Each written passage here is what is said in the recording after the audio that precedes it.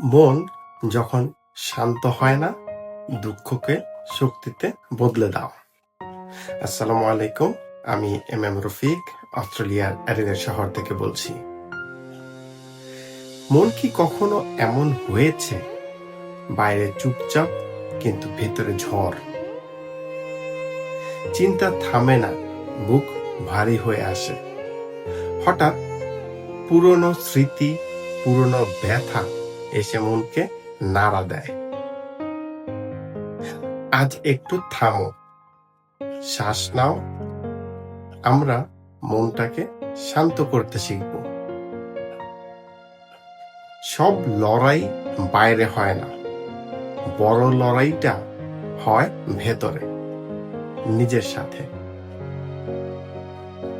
লাগে কেউ আমার ব্যথা বোঝে না, সবাই বলে শক্ত হও, কিন্তু কেউ জিজ্ঞেস করে না তুমি কতদিন ধরে ভেঙে ভেঙে শক্ত হচ্ছ।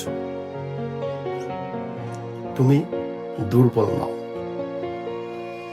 তুমি লড়াই করছো প্রতিদিন, প্রতি রাত। মন দৌড়ায় কারণ মন বাঁচতে চায়, শান্তি খুঁজতে চায়। একটা হার মানার লক্ষণ নয়, এটা বেঁচে থাকার প্রমাণ।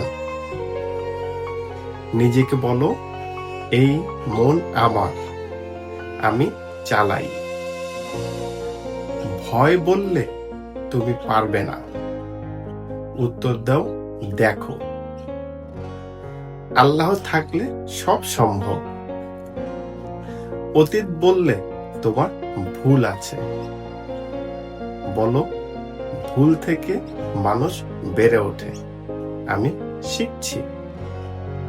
মনে ব্যথা জমে গেলে বুকে হাত রেখে বলো, আমি ঠিক হয়ে যাব, আমি উঠব, আমি থামবো না। যা যায় তার জায়গায় ভালো কিছু আসে।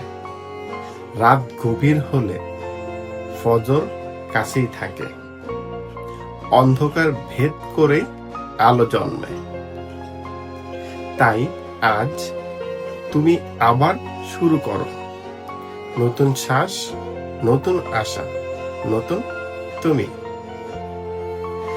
আল্লাহ তোমার সাথেই আছেন, তুমি পারবে।